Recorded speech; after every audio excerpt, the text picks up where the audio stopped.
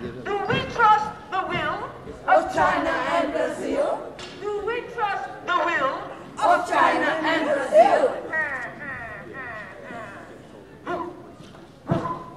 Menos CO2. Menos CO2. Less CO2. Less CO2.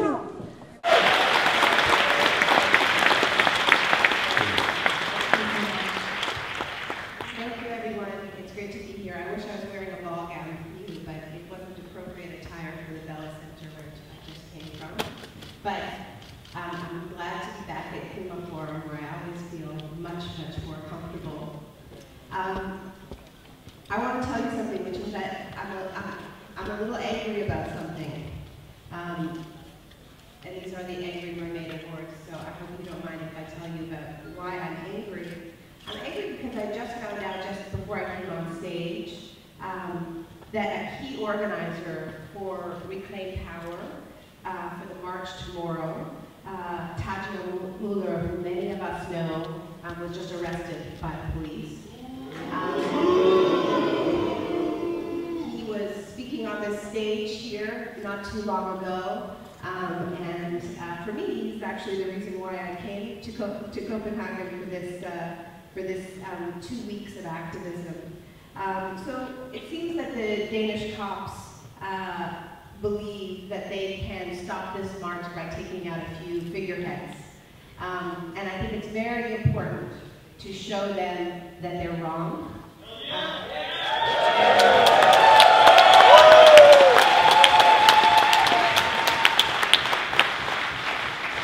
This movement is bigger than that, and it's going to be a hell of a lot harder to stop it. The march tomorrow is permitted. There is a permit to go right up to the Bella Center. Do not be intimidated by these intimidation tactics. I will certainly be there, and I hope to see all of you there.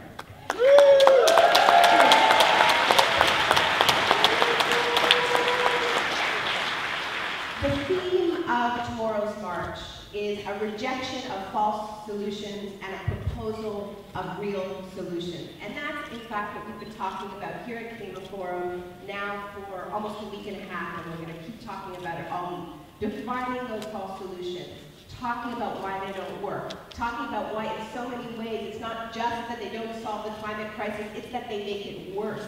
It's that they push off the land the people who are actually living most sustainably while rewarding the biggest polluters of all.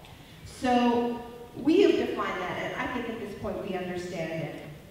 But what's been amazing to see at the Bella Center is that the real solutions that we've heard so much about here, and we've heard so much about on the streets, I'll tell you, some of you have been in the Bella Center, most of you haven't.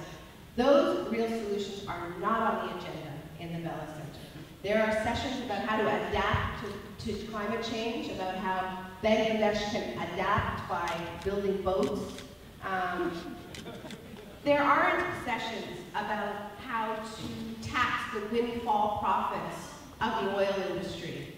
Nobody talks about that in the Bella Center. In fact, if you have materials talking about it, they take it at the door because we have to pretend that we're all one big happy family and that there are no winners or losers in this process.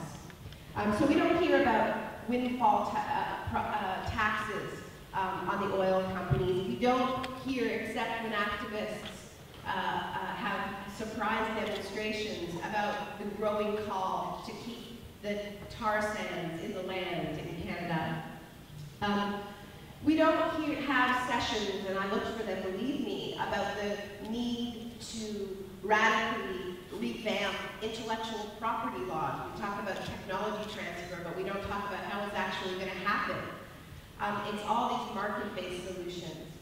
And this here tonight is about why that is the case. It's about the incredible political pressure on politicians and who is placed. They don't like naming names at the Bella Center, but here at Klima Forum, we name names. We know that the people destroying this planet, as Utah Phillips said, have names and addresses. That's what this is about.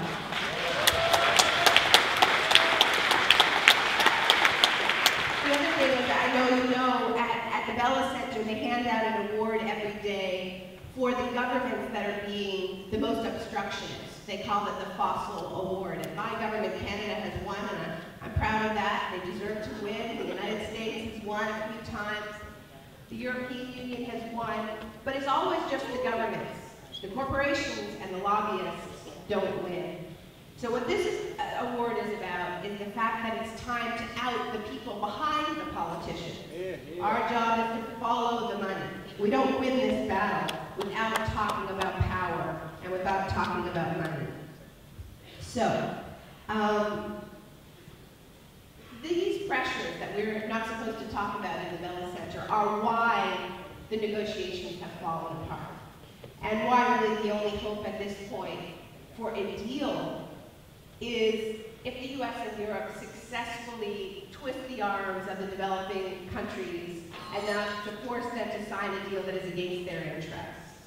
And we need to say very clearly that it's better to have no deal at all than to have a bad deal like that. We'll hold out in the long run.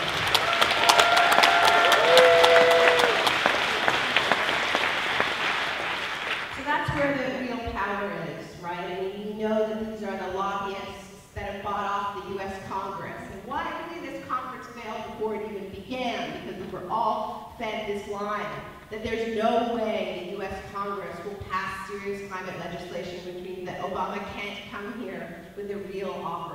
Why? Because they are bought and paid for by the corporations that you just heard about just now. So, you heard that list, and in truth it is an embarrassment of riches, with an emphasis on the rich. Opposing climate change is extremely profitable business. So, I think you've waited long enough to hear your verdict, because this is the result, as you know, of your votes. Are you ready? Yeah. Angry Mermaid is in third place with 14% of your votes, the American Petroleum Institute. Nice choice, 1,390 votes. In second place, with 18% of your votes, Royal Dutch Shell, 1,810 votes.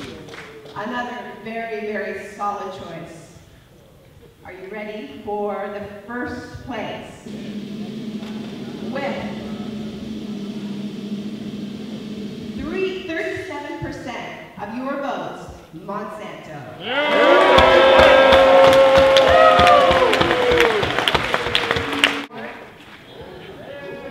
Is there a representative here? Oh yes, let's give him a big cheer.